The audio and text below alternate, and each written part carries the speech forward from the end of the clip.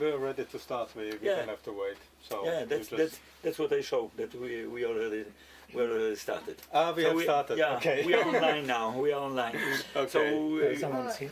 oh, it's somebody here. Yeah, that's him. Okay, great.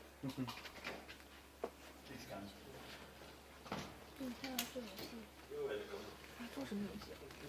Hello, Zhonglian. Welcome. Feel free. The door are open. The space is also quite welcoming you all the time, so I don't need to put the chair here. You know, for the other audience, we have a beautiful coincidence here with the students coming from two different directions, from local directions, and I'm expecting more students from my class. But that's really great to have the students of Professor Marko Ciciliani, which we know each other for a long time already. He performed several times on the festival. And what is quite important, the audio conference, we call it different in Polish. We call it either sesja or konferencja. This is more sesja because the events are independent. They are spread out in time, comparing with the regular conference when you have a panels and you have speakers, you know, talking in one day. You are the only speaker from the audio conference today. Okay, and you are lucky that you will be able to enter the academy.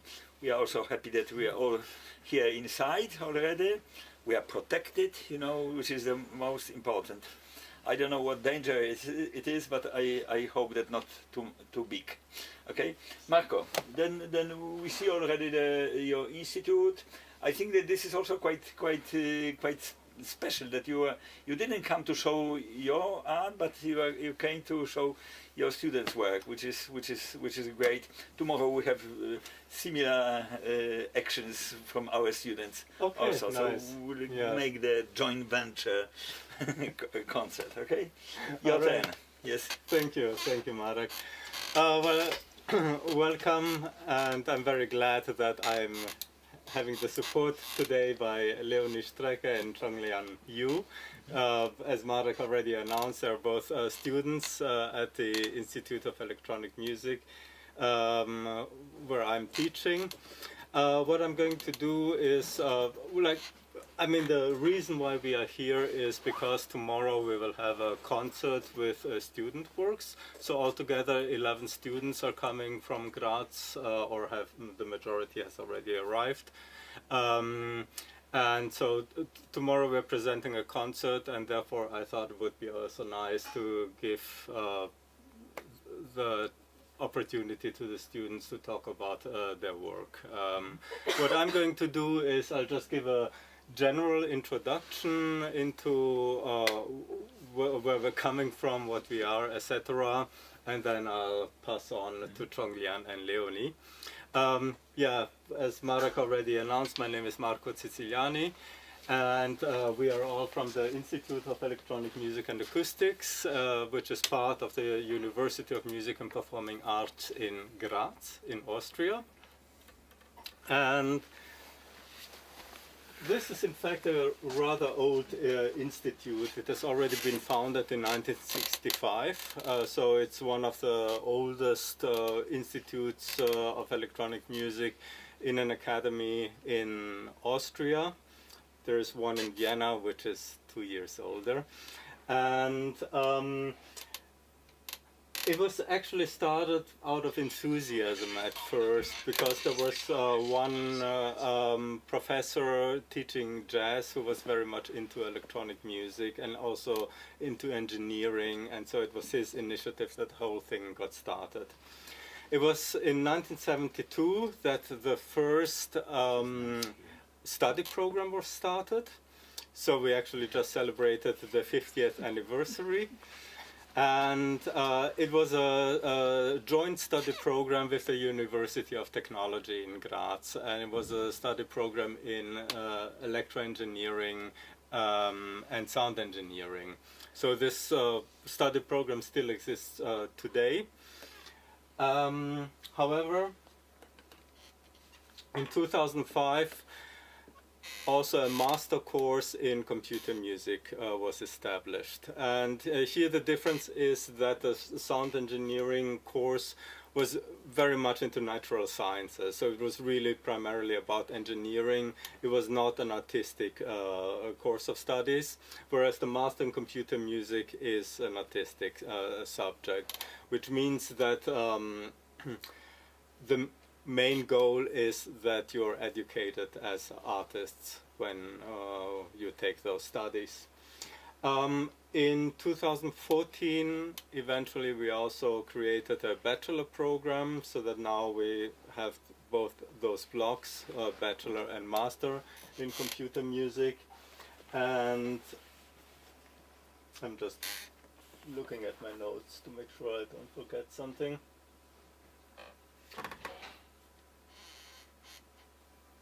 And well, the sort of most important aspects what we want to teach is composition with electronic media of all kinds.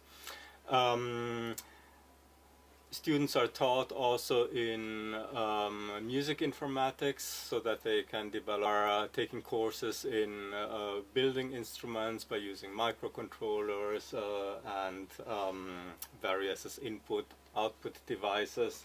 And they also have courses in performance of electronic music. The goal of the bachelor program, very generally speaking, is to lay as broad a foundation as possible. And then in the master program, actually both Zhonglian and Leonie are students from the master program, it gives you understanding is that the bachelor as well as the master programs both also have composition as a main subject. However, this is completely independent of instrumental composition. So at the University of Music and Performing Arts Graz, we have another department for instrumental composition, and we are entirely autonomous. This is often a point of discussion because it has advantages and disadvantages. The most obvious disadvantage is that if you want to realize pieces with instruments, it's of course possible, but it takes much more of an initiative to find the people, and this is something what happens more naturally if you're studying instrumental composition. However, I personally find that there are many advantages. I personally would also say that they are outweighing the disadvantages. And what I find very nice about having this study program, which is really focusing on electronics, is that you can really focus on specificities of electronic music independently of a kind of instrumentally oriented way of thinking. Just to give you an example, very often when electronic music is just a sort of a side branch of instrumental composition, it's approached in a very instrumental way, or it's approached with this idea of musique mixte, like a sort of accompaniment or enhancement of instrumental sounds. And both of that is absolutely legitimate. There is nothing wrong with it. However, it often makes it more difficult to appreciate the possibilities of some working methods in electronic music, which are very kind of characteristic of electronics and which are very different than the sort of more instrumental way of thinking. Anyway, what else?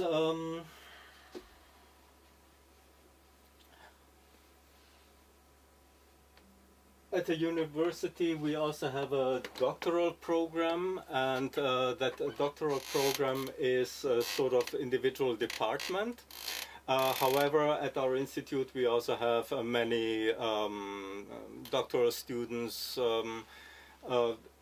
of course, many of them are in the field of electronic music, but it's also quite transdisciplinary. I also have some doctoral students who actually don't work with electronics, but who came to me for other reasons. One question, because comparing with the European standards and Erasmus, blah blah blah, so different countries have a different variety, and that's quite clear. But I'm quite especially interested. So you said that this different department, or is another school, or no, it's only a different department, and so we are both part of the same university, and in fact there is exchange between the two departments. We also sometimes do things together, and we are actually working at intensifying collaborations. So in a mind of students, you are passing bachelor, then you are graduating as a master, and then the third level is PhD. How it works?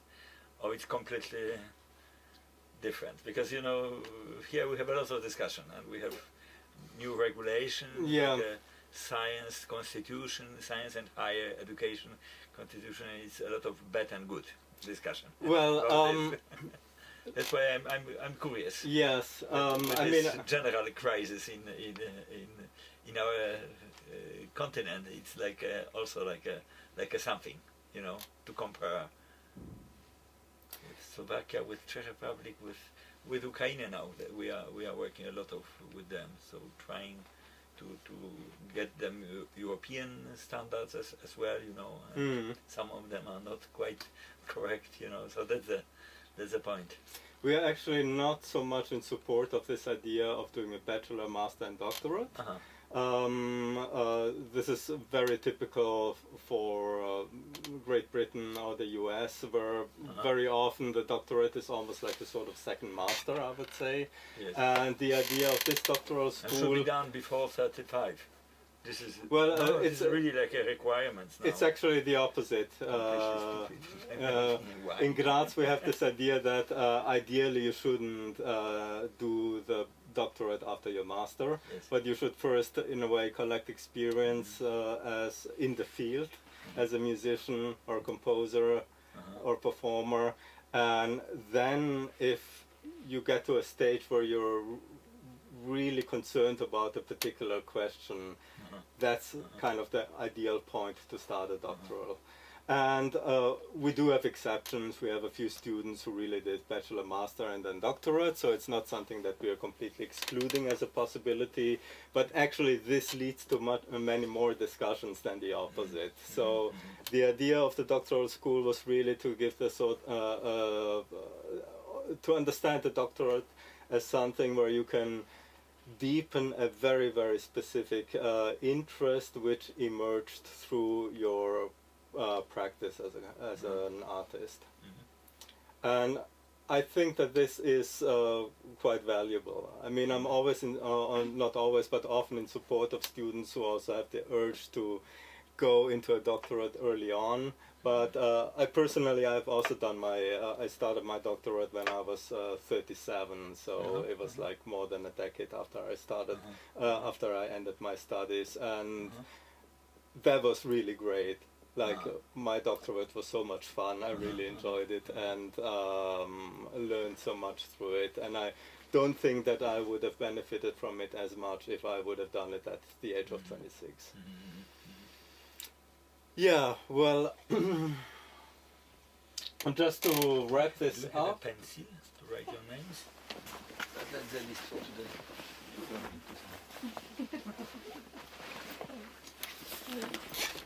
I will maybe write the date and your name. Just briefly mention a few specialties of our institute. I mentioned already this program in sound engineering, which we have since 50 years, and then this younger degrees in computer music. That also leads a little bit to a sort of division in our institute, that there are a large number of engineers and some of them also working on research projects from the industry, and then there are like the artists, and I'm belonging into this other camp, the computer musicians. However, one specialty of our institute, and especially on the engineering side, is the development of ambisonics. Does anybody know what ambisonics is? Hello. Well, it's a particular way how you can map sound to speakers, and where you can, with which you can move your sounds if you have a speaker arrangement like this one here, or even more speakers. It's a very handy technology to move and compose with movement in the space. And so this is something what has been developed at our institute, and for that reason we have studios like the one you see here with many loudspeakers. And that's the biggest studio we have. It's not quite as big as it looks on this picture, because this is a panoramic picture, but it's a really nice space with 120 square meters. We use it for concerts, for guest lectures, but also for teaching, for research. It's actually like this all-around space. And so we have a hemisphere of altogether 25 loudspeakers. Hello. Where we are, where it's very easy and convenient to use spatialized sound. And then this technology with ambisonics has also been expanded to some specific loudspeakers, like this one, which we call the Eco. It's a loudspeaker which has like a kind of ball-like shape. It has a total of 20 independently driven membranes, and so with this speaker you can also send sound to different directions.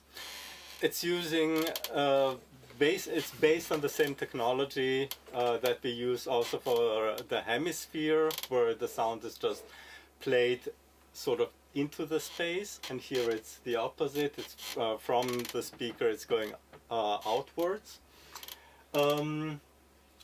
And the speaker as such is not a special creation of our institute. Many institutes use similar speakers. Such speakers have been developed also to simulate the way how different acoustic instruments propagate different frequencies. Because, for example, when you take a violin, then the high frequencies are coming mainly from the area of the bridge, and the lower frequencies are going out from the back. So it's a very different acoustic behavior depending on where you are listening.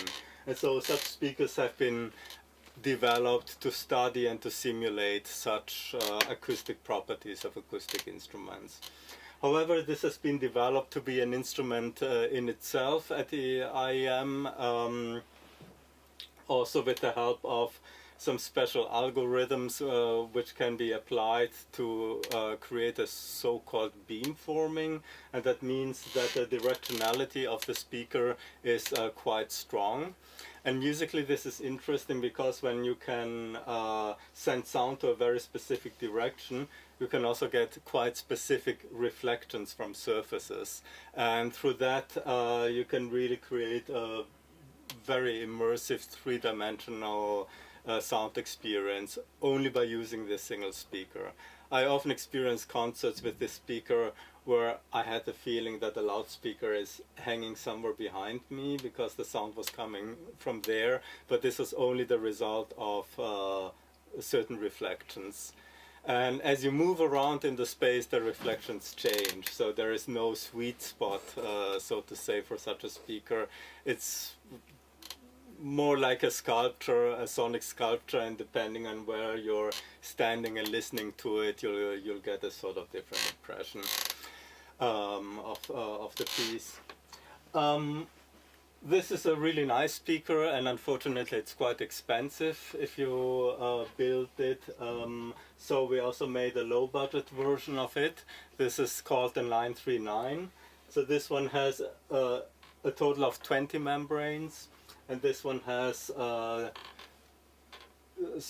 you could say 3 rings. On the top there are 3 speakers, then the main ring is 9 speakers, and then on the bottom again you have 3, so it's a total of 16.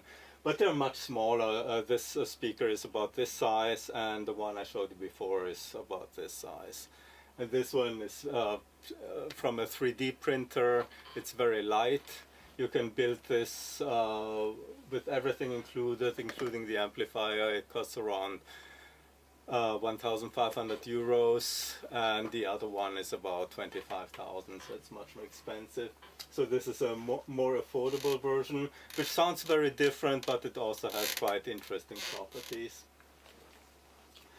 Another specialty of our institute, which has been developed by my colleague Winfried Rich, is this robotic piano. It's a sort of interface that you put on the keys of a piano, and what you can do is similar to any MIDI piano, where you can just send data and have it play by itself.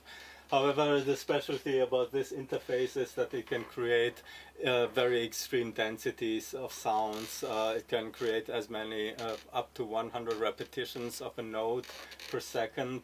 And it can play clusters. When you're using the MIDI protocol, you can't play clusters because it can't send data fast enough. So you can send sort of a cluster as MIDI information to an instrument, but what you'll get is a very fast glissando because it can't really play everything at the same time.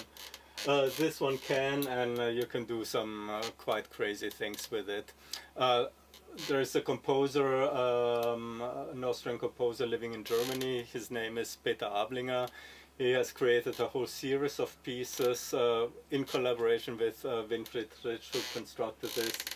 And they literally can make the piano talk. So you can create such dense textures with particular formants and harmonic constellations that it resembles a speech, and that's something that you wouldn't otherwise be able to do with a MIDI piano.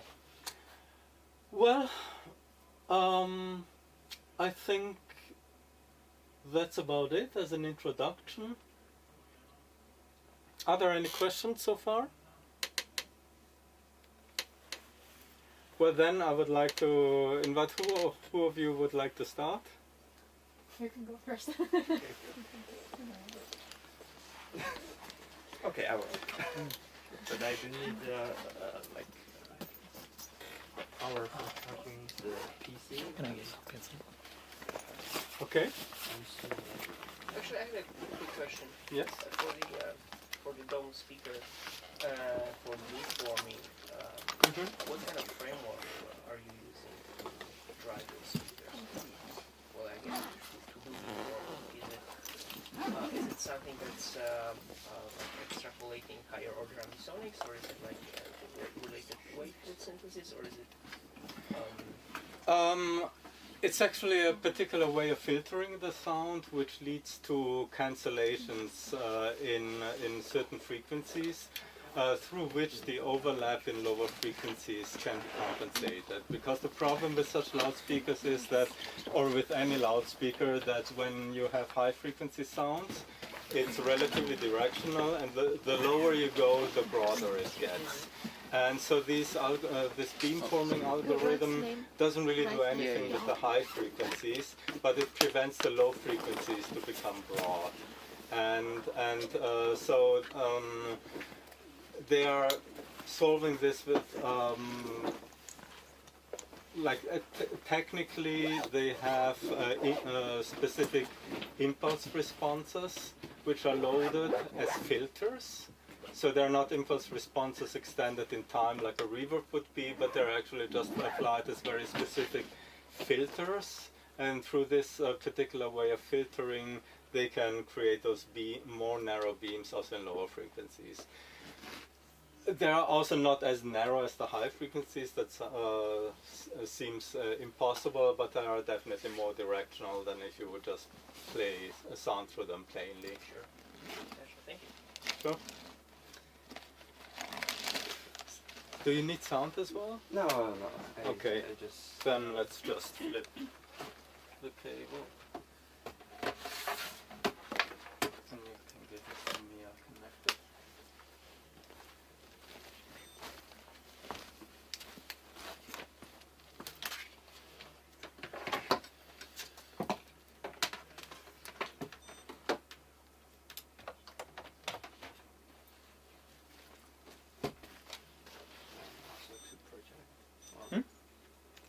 Oh, I was assuming that you have the.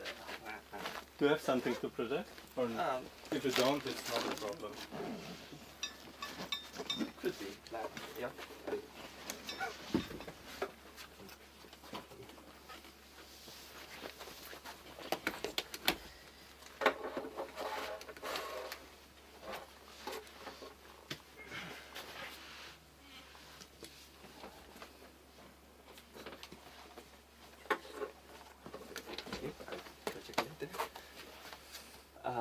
Hi, my name is Chonglian. I'm from China, but I studied my bachelor in the States, and then I went to Netherlands to study in Amsterdam, and then I'm now studying the master degree in Graz.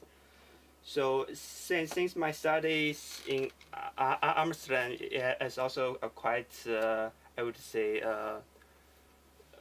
free atmosphere, so the people encourage you to do what basically you like. There's not a specific like European, like really European way of teaching classical music.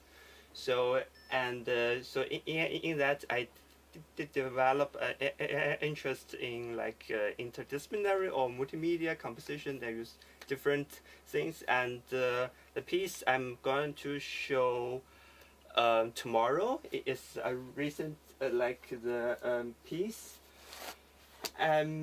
So recent years the game development has been more common and more accessible because of the softwares like the game engine like the Unreal and the Unity. So more Indian game developers can finish up their game like for a very small group of people, like 1 or 2 people can finish up a pretty good game, and many artists are beginning to use the game engine as the way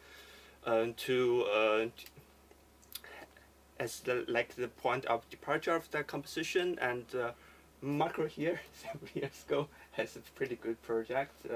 Maybe you want to also enlighten a little bit? Yes, just very briefly. I've been running an artistic research project over the period of 5 years, in which we investigated how elements from computer games can be used in experimental audiovisual performances. And we were a small team of 3 researchers who have been working on this, but then we invited also many guest artists, and over the 5 years almost 20 new pieces have been created within the project, where people use different methods or aesthetics which are typical for computer games and integrated them in their pieces. And that way we collected experience of what the different possibilities of these use are. In fact, we published a book, and I brought one book along, and I wanted to donate it to this institute, so I hope you will find it in this bookshelf later on. And so in that context, we also worked sometimes with the same software like Chongyan did, which is Unity. Yeah, so Unity is a pretty engine level game engine editor, so people with no prior like experience in coding can develop a simple game in say like weeks or months. So it's pretty easy to use, and I want to talk about today not about the like really the game composition, like regarding how to integrate like the game element in your multimedia composition, but today I want to mention more about like how the game engine nowadays has become like an easy tool for composers to simulate some of the elements. So as well, some of you might be like working on a piece that need like crazy specialization for like hundred of sources, and then you think about how you could automate them, like what kind of the algorithm to make them like do like fancy movements. Then you began like how if I want like the movement have certain property, like I want to simulate our in our super windy situation. I got 1,000 particles and like swinging in a vortex. Then how the sound should be seem like. Then you okay. Now the people there definitely are some like algorithm can do that. You can think like okay, I got sources. They should be rotating. I add some deviation, create some randomness, but that in a way it's not might not achieve the realism you want to achieve in a short period of time, and sometimes it just took too much time to look into it. And the software nowadays, like computer musicians use like Pure Data or Max or other kind of software. You can find like some simpler version, do some physics simulations, but in a way they are kind of hard to use. But in a game engine, so the physics and its property are most the very basic, like the of a game development. So we in a game we have an avatar, so the avatar need to work. If you fall down, then the character would be fall down. So it's you have the gravity, it hits the ground, it will hit the ground. So you don't need to worry too much about like the how the physics real works, because most of the physics are already built into the such game engine. So for example, this kind of a preview of the piece. I deliberately delete some elements, but if you generate, okay, so for example, I generate a thing or a sound object, then we see we want to generate it, then we can know it's like where in the space. Yeah, imagine a space was a concert space. We have the coordinate right now. So yeah, if I generate the object, I could easily get like where the x, y, and the of the sound source. Then I can use it to panning my sound sources, and I could use like more area gravity. Then the ball hits the ground, it will create the magnitude, and the magnitude you don't need to calculate by hand. So the software gives you the magnitude, so you can use that as a reference to simulate the motion as like hitting a percussion, or it's like all the, you can imagine surveys could be a marimba or a tam-tam or whatever, like the percussive. You basically have this kind of action of two sound sources, and now you have like the information that the software gives you, like if the particle, if I say I want a very heavy of stones like falling down very quickly on a glass, that's how the magnitude it creates, and I can use that data to create your sound. It doesn't necessarily need to be fit into a physical modeling engine. You just can maybe create a harsh envelope of your sound, or a more soft one. So and the more and more it creates, then you can see that's why the game engine become more helpful. Because if you have imagine like hundred of sources and you want them to have some unified properties, and to to calculate by hand or just by your imagination, sometimes it would be hard. But if you have a environment that you can visualize it as kind of sphere right here, or you can whatever you visualize your pieces, then you can have kind of like a sketch of your piece that a real-time rendering in the game engine, and makes that useful in your composition. And my piece tomorrow will use some of its this kind of the feature in the piece. So the piece is more about like the basic modeling and the aesthetics of kind of retro, I don't know, weird game like. So yeah, so that's my presentation. If you like it. Thank you. Hello? Whoa! Too late.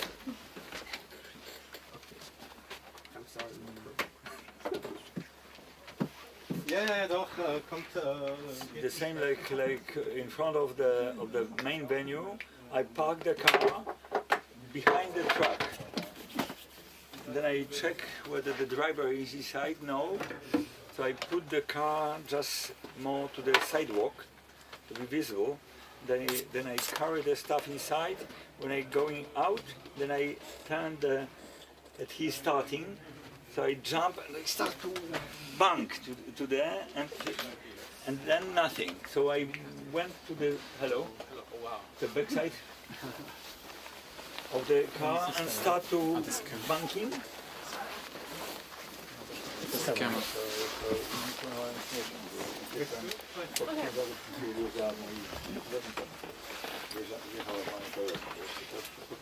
Słonko z audio do video.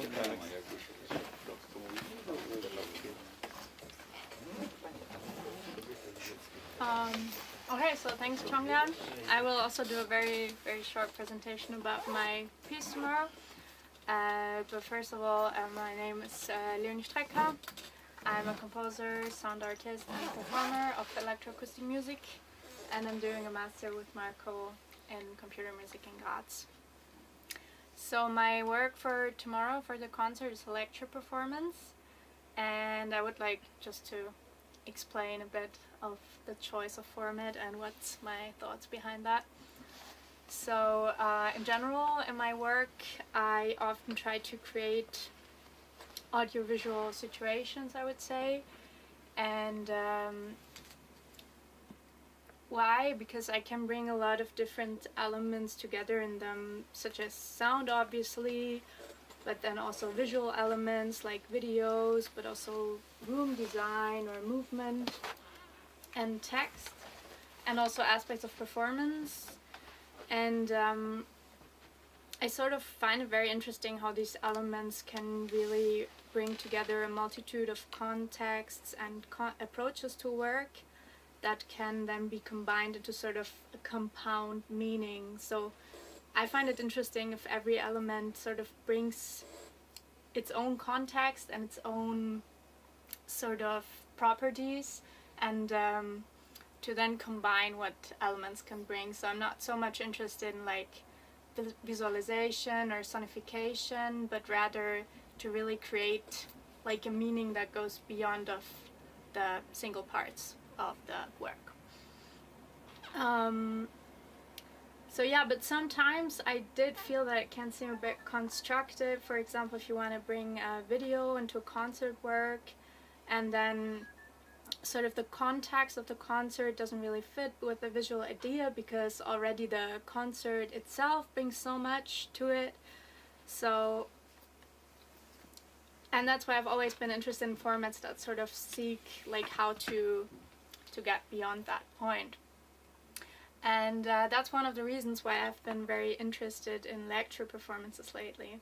So my work is a lecture performance, and I have been stumbling upon that term for quite a while. I mean, it just seems to be floating around. Everybody sort of does it, but I never really understood what it is or what it could be.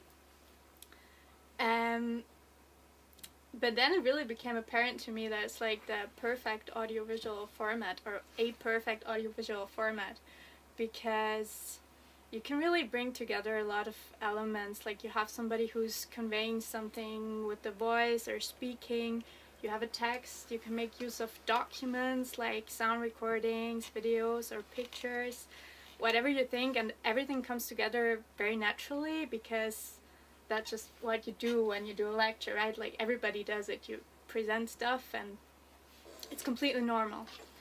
But then of course you also have the performative aspects of a lecture.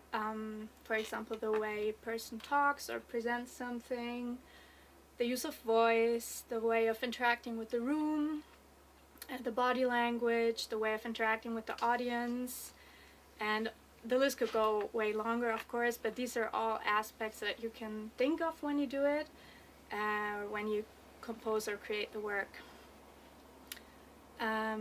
So of course, I guess every lecture can, in the sense, be seen as a performance, obviously, but I guess most important aspects of when you think of the lecture really as a performance are, like, I think, to what degree you're aware of the fact that it is in fact a performance, then to what extent you're composing the elements that you use, and the third one is, I think, the most important one, in what way you're trying to create a meaning that really goes beyond the information that you're conveying by your use of language.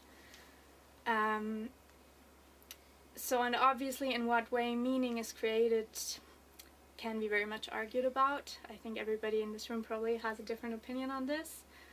But for example, if I state that this room has very dry acoustics, and that might be true or not, or that I can hear resonant frequency at 1500 Hertz when I speak using my voice, and that also may be true or not, but maybe this could make some people in this room aware of the situation that we're in together now. And by that, I could argue that I'm already creating meaning. But of course, like anywhere in art, it's up to you, up to the listener or the viewer to decide if that goes beyond the information that I just present. So yeah, that's in my opinion what's interesting about lecture performances, and I'd be happy to see you in the concert tomorrow. Are you ready to connect your laptop, or you I'm not prefer connecting it. to keep it on your knees? No, but I'm just controlling the beamer to avoid to go to sleep. No, Leonie I doesn't need for the project. I don't need it. I don't need it. And in fact, Nice I'm finished already. Yeah. Thank you. Any questions for Leonie? I made it. So just to be clear for the others, because you know more or less, welcome to Krakow. That's really great that you join us here. And we already talked that we will also show some students' work tomorrow, but also we will try to involve the whole audience to the concert, so there will be really variety concert. Ended up around midnight 30, so we go to the again best result of marathon. Marathon is marathon, so not just 2 hours. Okay, 6 hours is a good duration, good length. But in fact, we kind of free. We have a pub there, and it's not a really clubbing, because this is like a first floor, a concert hall, conference hall, but with a small bar for drinks. We are controlling this, going lower, darking on the band when we need full concentration, and then in certain moments say, okay, let's open, let's have a drink. So that's what will go together. It's quite comfortable. You are performing, but at the same time you can stay with us and make a small party. So that's what would be just to announce, because in fact we are starting very early in the morning to work hard to make your concert possible. But when you think about the concert which lasts 6 hours, what is the setup? and how much time do we need for setup and rehearsal? That's another story. So you are the main guest. You are getting the most of the time of the setup, and then later Of the rehearsal time.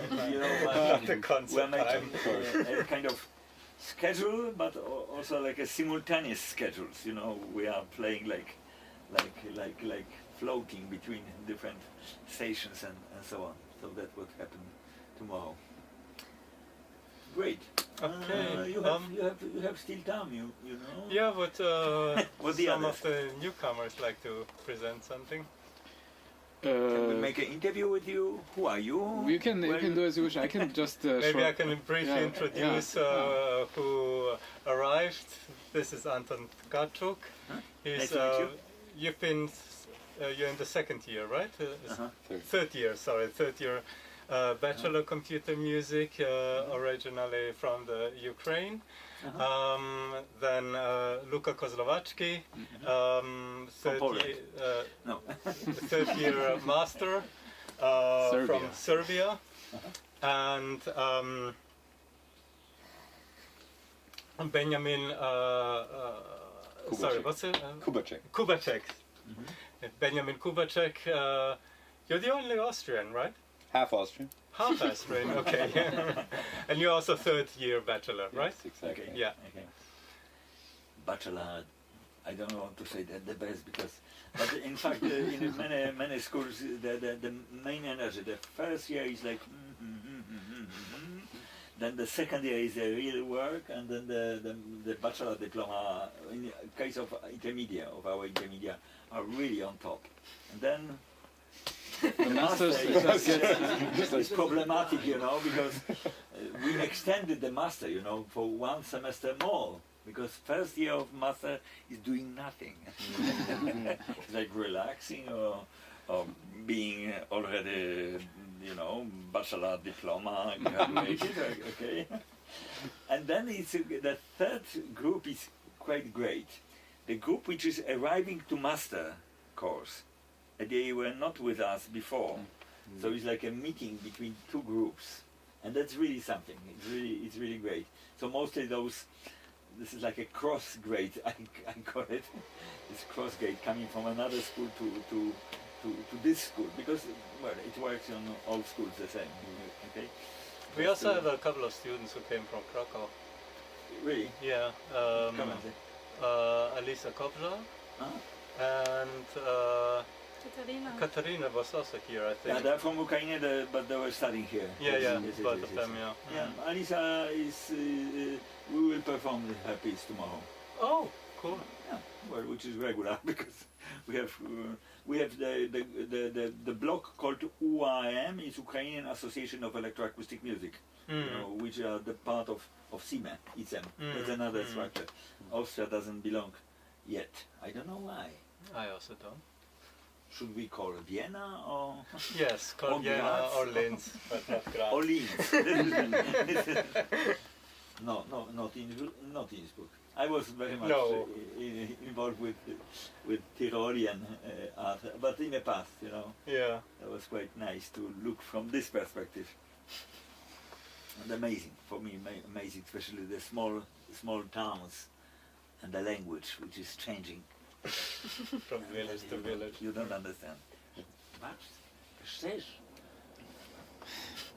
That's really, So really you great. want to say something? Oh, I forgot about Salzburg. Oh my God. Would any one of you like to Who is next? say a few words? As you guys want. I mean, Well, I can, there's no free, Luke. pressure. No. yeah. There's no pressure. We Shall I can take stay, the seat we can or stay is like it, this, you yeah. know. As you talking. like, we can keep it informal. Okay. But when you go and sit, Now. then you are in the camera. You know, Ah, that's wow. that's I didn't that's fix my hair. I mean, it's, yeah. We can cut that Your out. hair is always great.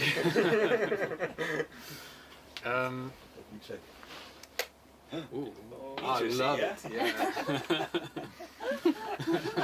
The camera is there. You know? Yeah. How are Oh, you? this is so cozy. Oh. This is like And, now the and question. close the part. window because then you know, then it would be a new lecture, new presentation. I will check. What can I talk about? I guess I can talk about my piece. just shortly, because it's also quite a simple concept and also very concrete. I will just be presenting recordings that I made using just recording my my heating, my radiator, which is connected to the heating system of Belgrade. So this means, like, conceptually for me, I am connected to the whole, like I'm underneath with the pipes to the whole city somehow. And so for me, I find it fascinating that we have these things in buildings, these heating, these radiators, that are actually an interface, like that, to really connect acoustically all of these spaces together. So I made a series of recordings of this, and I will be just presenting them in short blocks and played at different speeds, so that we can see the different qualities that arise. Like, because there's a lot of low frequency energy there in these. Like, that's probably what travels the furthest. So this was my idea, just to kind of open up this acoustic space to hear the city or something. I don't know. Do you like it? I think it's very nice light. Yeah, it's great.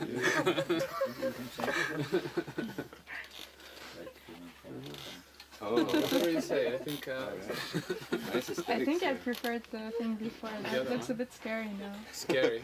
I like head of Marko. Oh yeah, the hat is It was, great. it was since the beginning, you know, on the main point. Yeah, it's getting better now.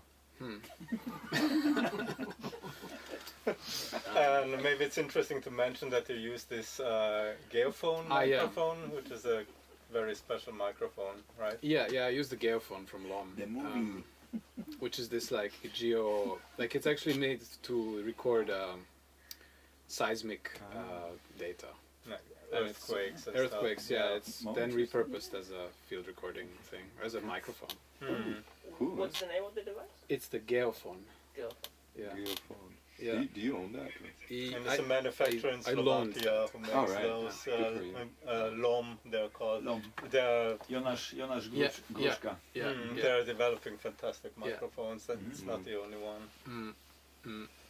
But yeah, the point was just to open up this acoustic space. Elektrosluch. Elektrosluch. Yeah, I also.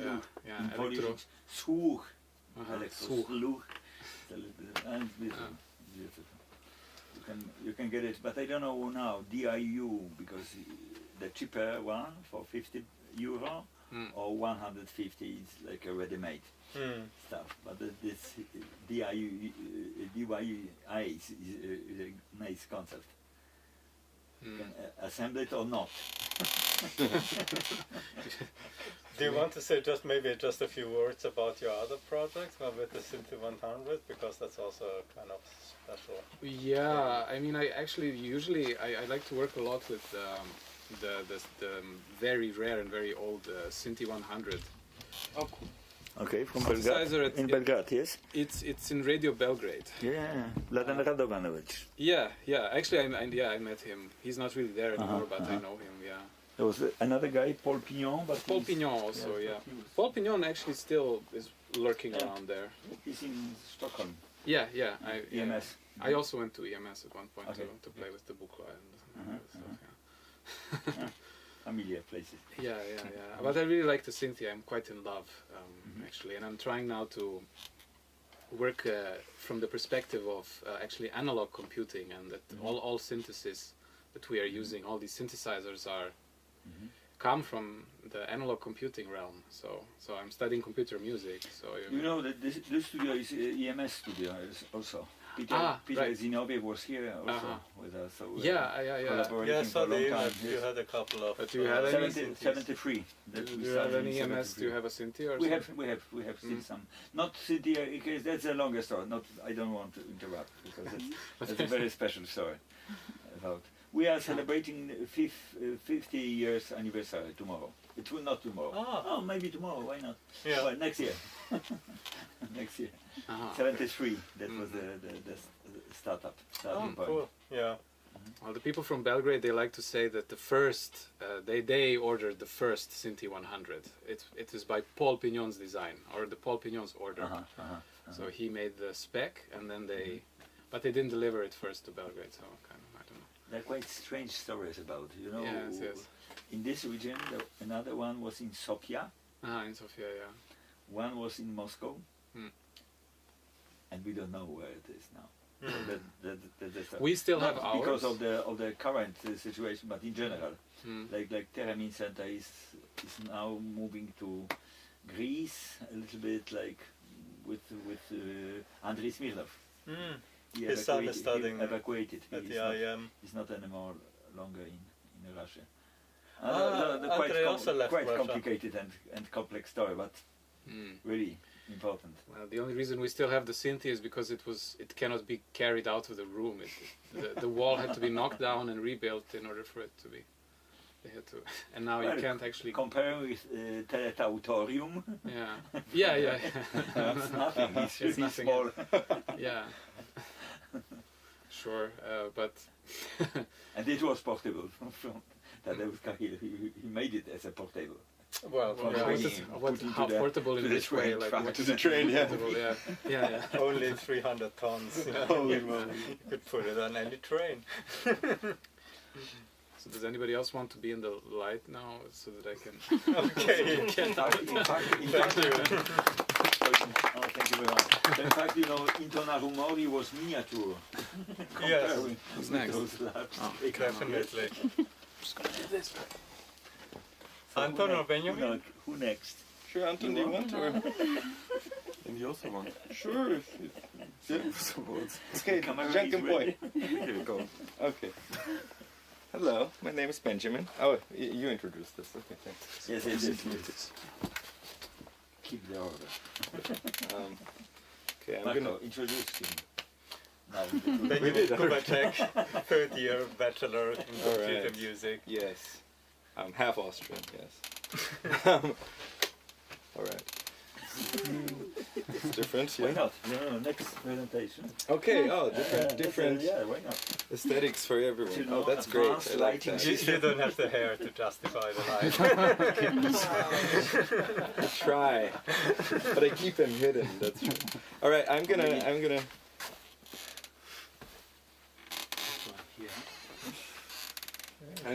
make a show change, a you know, piece that's- tomorrow called "The Breathless Urge to Open and Exit," and initially it was pretty much my entire field recording collection put into one project.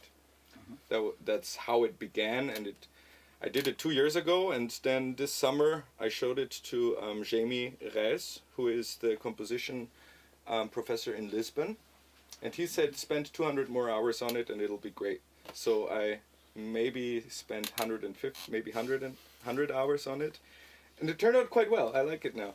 So basically, this work showed me that there's limitations of minimalism and maximalism. So it's like, how far can you take something with the amount that you have? How can you put it that it works together, that it's not just layers above layers above layers above layers?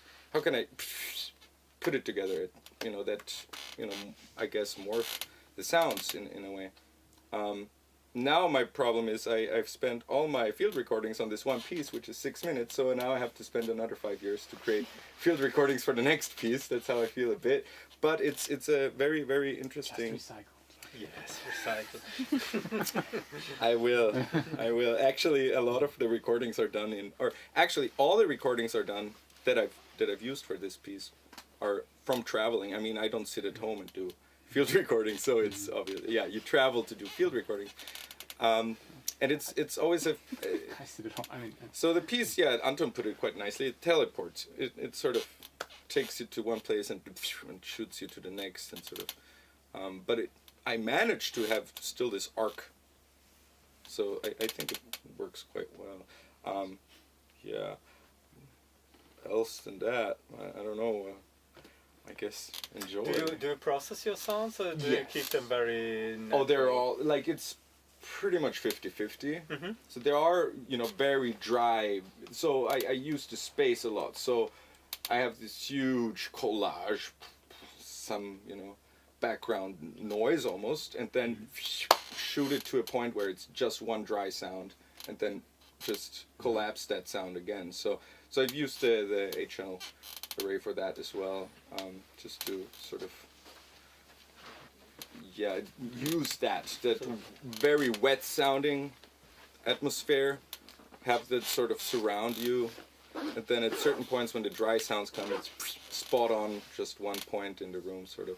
So yes, and absolutely 50% or even more were processed, but there are some very dry sounds in it as well. But yeah. How important is it for you that you use only your own sounds?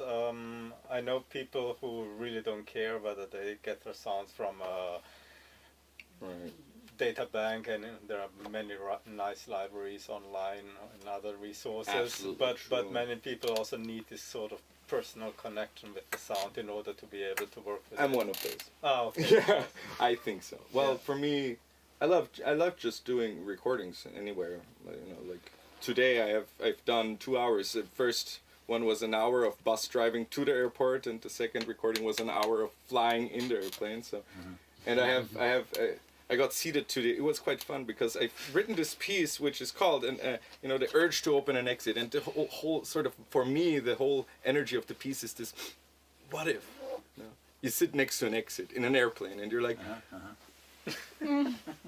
What if, you know? What if, yeah.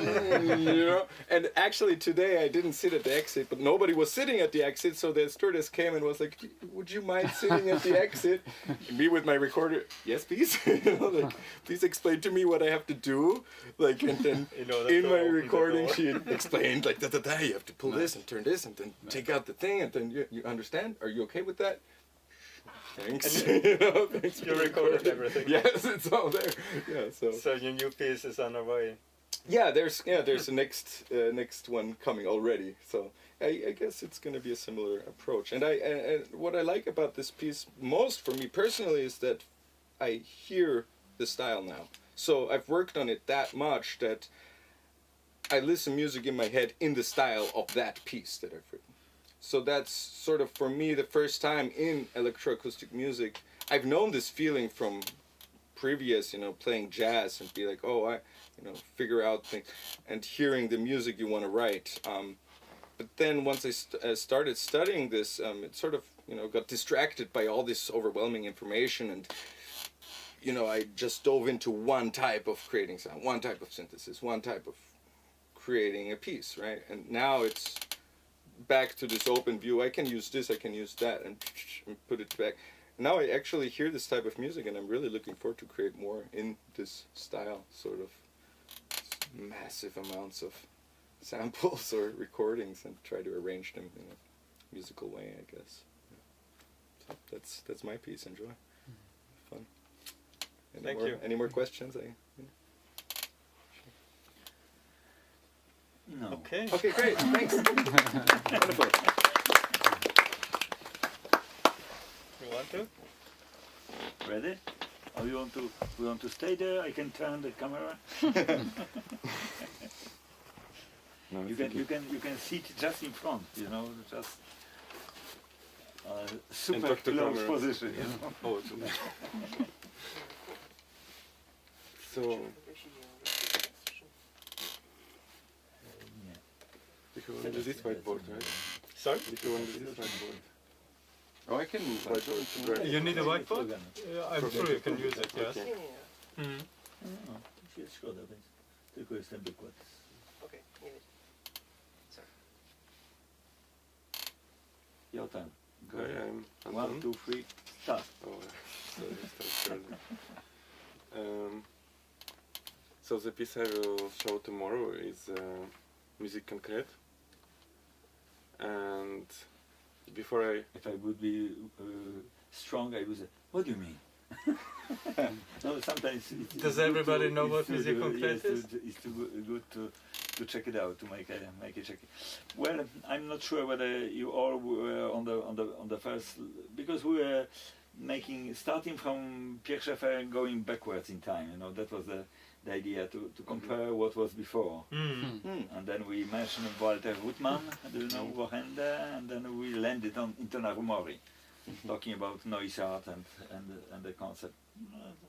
a little bit talking about ionization, but very little in between. So it's a perspective. Yeah. You know, we've been playing Etude du chemin de fer by Pierre Schaeffer from 1948, which seems to be a turning point in history, but it's not really the beginning. Well, it's the beginning of aesthetics, philosophy, and so on. Yeah. But yeah, also what I will show tomorrow, which I wouldn't say it's also somehow anyhow inspired by Pierre Schaeffer. Sorry, it is or it's not? Not. Not, okay. I wouldn't say that it is. Yeah. Before I came to this idea, I wanted to find some sources of oscillation which are produced not by oscillators, which is also nice for sure, but by any natural processes. And so may I use the white? Sure. Is it okay to use the whiteboard? It's not okay for camera probably, but We can turn the We can camera. turn the camera. Może pan nawet, tam jest wyświetlacz, także nawet jej nie trzeba przenosić, tylko wystarczy ją przekręcić. A dobra, dobra. Już idę. Nie wiem, można zepsuć i potem są kłopoty, prawda?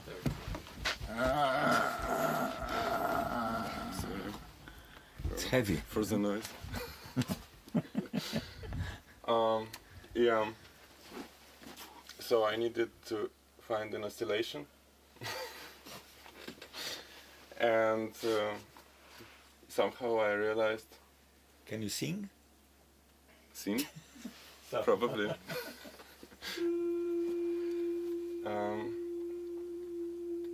There's a frequency, I think. A little lower. I'm always out of tune, sorry. It's a long way. So somehow I found quite interesting that our breathing, how we breathe, inhale and exhale, it's also some sort of oscillation. But yeah, the second question is that we don't perceive it as oscillation. So I thought, what if I could just try to use it, my recording of air breathing of a sleeping human. I did a 6 hours or 7 hours recording. I will not say recording of who sleeping, because important that it's human and not the personality. And I tried to use these waves, this breathing, as a partials. If you would use any sine oscillation in any additive synthesis, I tried to have the same logic but using recording. So I just started with a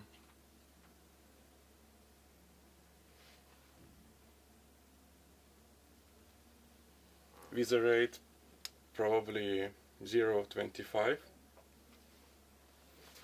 of the original recording, and then I always doubled it, but I also showed it in different time, so all of the rates have different attack time.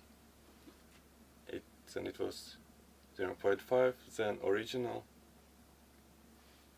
so that first we can hear the bass, so very like in micro, so to say, the sound. Any action, any partial of the recording is very hearable, especially if we have sub woofer. I don't know, I will see. Looks very nice. And the same with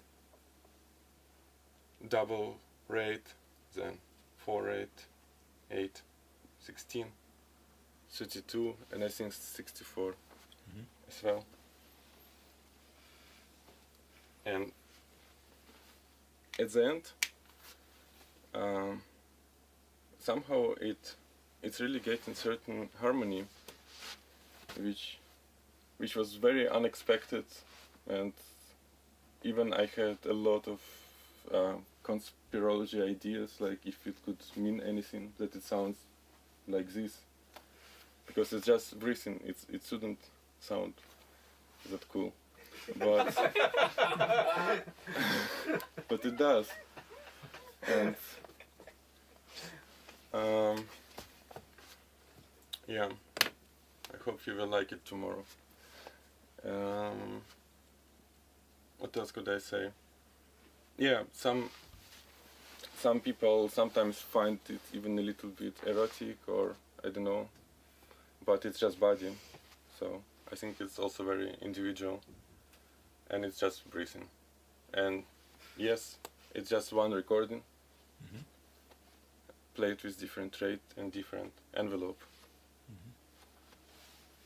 That's it. Initially I thought it can be something where I use 6 hours of the whole recording, but I did just 6 minutes because we have 6 minutes, and I also want to be touched, connected to reality. So yeah, thank you for your attention. I hope you will come tomorrow and listen to it, and it's multi-channel. So How many speakers do you need? 8. Okay. I always ask why not 7?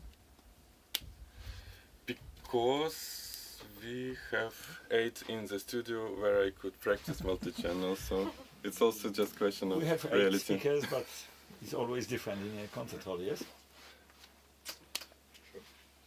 It was very nice, you know, Pablo Sanz came, and one of our speakers broke down before his concert, and well, one day before, and I was picking up him from the airport with 3 hours delay, so I picked him up at 2 o'clock from Gran Canaria, you know, and one of the information he got from me, well, you know, we have a problem with one speaker. Do you really need 8 speakers? And then he said, well, 7 will be okay. So this is the story sometimes, and I want to show you, because my assistant sent me different setting of the concert tomorrow, so we have still 10 minutes. So I luckily I have a converter, so we can show it also. Okay. What we have in the place. All right. Before you arrive tomorrow, it will be maybe the nice part of the discussion. Yeah. Maybe we can even get Piotr on connecting. Oh, it's go diagonal now. Wait a minute. Okay, thanks, Anton. Thank you very much. So let's check it out. I had them, I don't know, here. Let's see whether we can. What do you think? What is the minimum number of speakers to get multi-channel interesting sound diffusion? Depends. Well, it doesn't need to be multi-channel. Lucas' piece is only one speaker tomorrow. Just one channel. I'm Yeah. fine. Well, perhaps you know Gordon Monahan's speaker swinging idea with rotating speaker, but that's of course that's beautiful, and that's another concept. But I'm talking about this virtual space, you know, distributed by stable speakers. So that's also, well, of course not one. That's really, when we play the very old original classical pieces, I take the oldest tannoy speaker from 70s. We have it, and put on the middle. Take the lamp. Closer to authentic. That's what I'm usually telling. It's like historical performance praxis. Yes.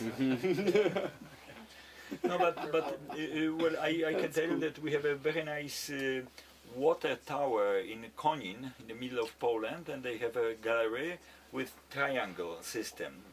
When they build it up, they build up a triangle sound diffusion, and they are doing everything on this triangle shape, which is quite nice. You have stereo and one back, or just, or you can rotate. It's also quite interesting. 3 stereo poles, yes? Hmm. Yeah, let's think about, because it's easier and cheaper to have 3 speakers instead of 4. Especially when one is falling. Then it's... Oh, I don't know whether this is working, but...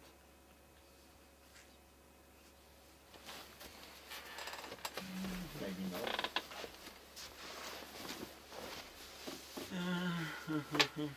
Maybe without this.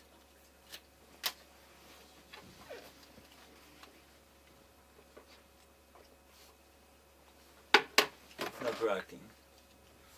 Well, do you want to email wait it a to me, minute. then I can hook up my computer. Oh, there it is. Ah, there it is. Great, yeah. Wait a minute. Can we make it bigger? Okay.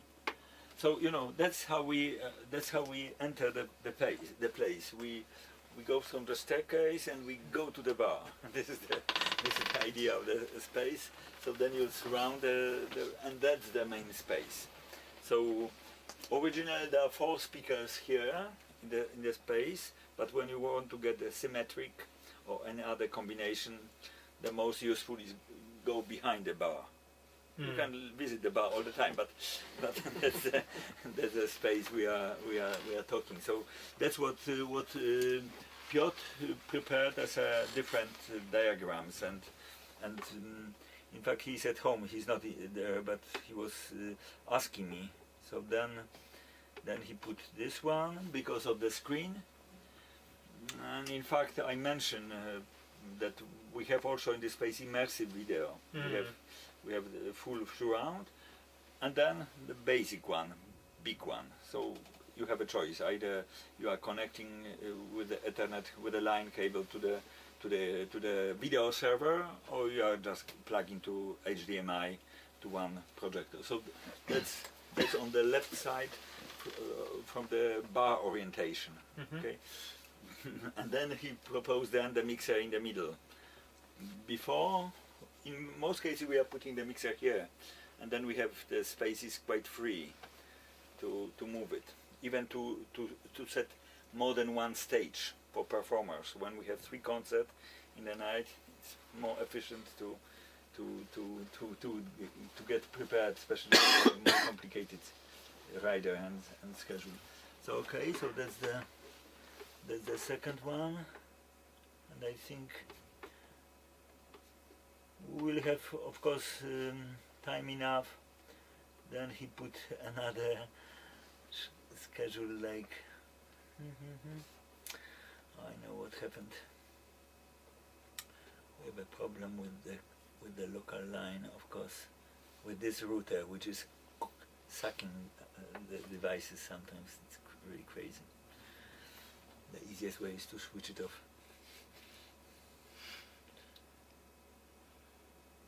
Looks like a beast. The Yeah, but in general, yeah, I don't want to open the discussion because like 20 years ago, or maybe 15, we had the Airport Express. Do you remember something like that? We are coming to the studio, you are running stuff, and it's working. But now we are very sophisticated and we're losing the signal all the time. 4 studios integrated and blah blah blah. So sometimes it happens like this. But good, Marcin, that you are here, because Marcin Pączkowski from Kraków, but he lives in West Coast, Washington, Seattle, and he came just to perform his interactive piece tomorrow. So he is also the administrator of our server. He built up a server, conductor, saxophone player, composer, and programmer. So that's the introduction. Oh, we've got it now. So this is another diagram.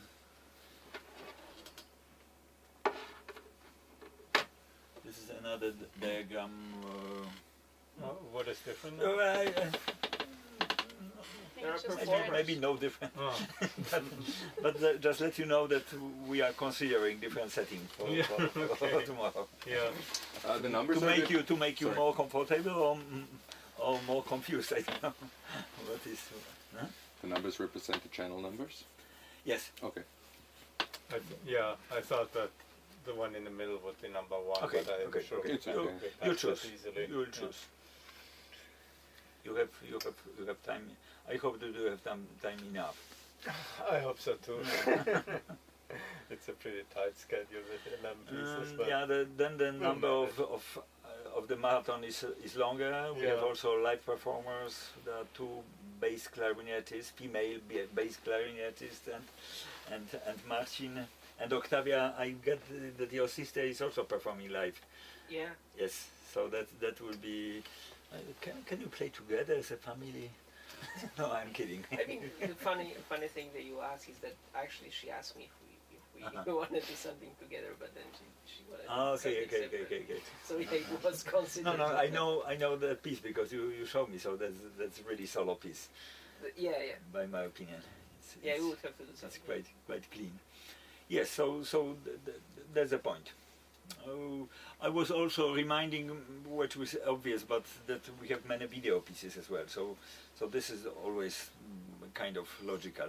But it's quite interesting, Marko, because perhaps you are all familiar that when we are running with octophonic system, we have mainly several settings, but two basic models. You know, we have this symmetric, or we have two quadro, like this. So what I do in Hevrer, during the concert, I ask audience, I said, and now take your chair and move like this, and then sit down. Okay, we change the system. Okay, so this is the easy idea.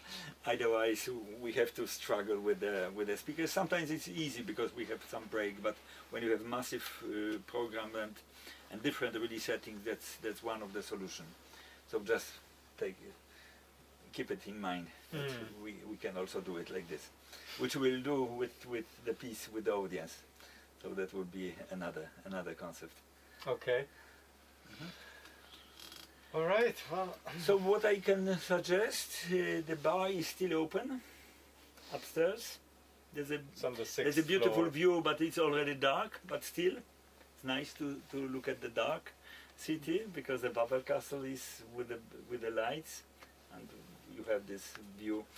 Perhaps it's too cold, and perhaps the terrace is locked now. But there's a lot of windows on this bar, so that's my recommendation. Was the concert tonight, or is there a concert tonight? No, the installations only yeah. going on. Filny Block, yeah. double Infinity, and then the crazy project between Werner Herzog and Slavoj Žižek talking as avatars. Oh, you're presenting that? Yes, Oh, that's hilarious. it's going on now. Yes.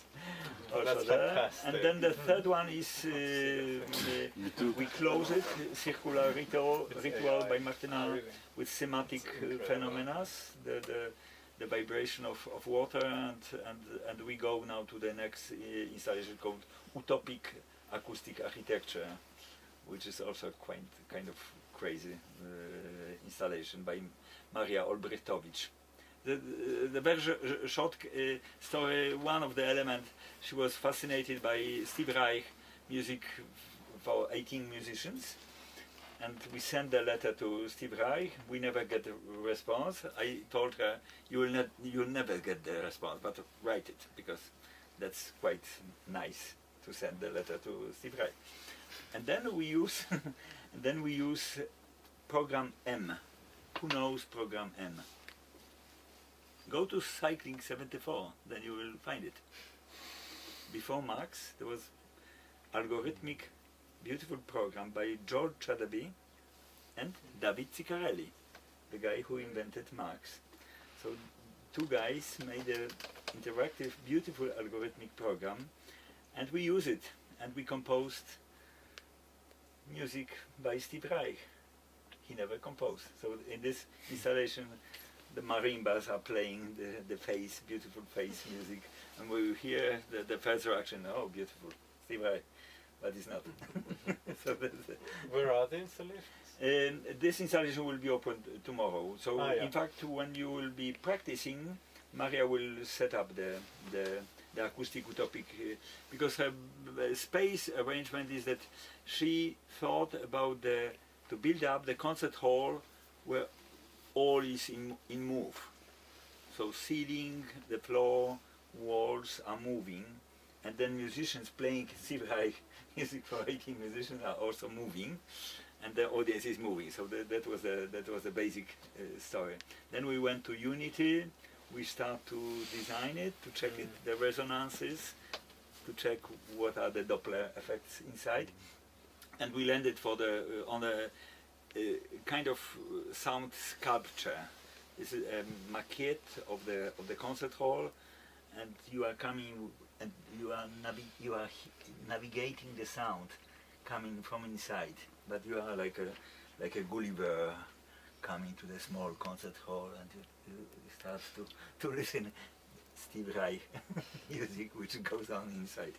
So there's a utopic acoustic architecture installation which will be open since tomorrow. Tomorrow till Sunday. So I think that you are not leaving. You will get the chance even before the concert. It should be ready because we're staying this is until the Sunday, so officially it's announced the opening on Friday before Catherine Lamb, but we managed with her that it will be ready tomorrow at 4 o'clock. So that will be the opportunity to check it out. We are cutting light and blah blah blah, and then making as silent as possible. So there's a very nice space on the basement of Hebra.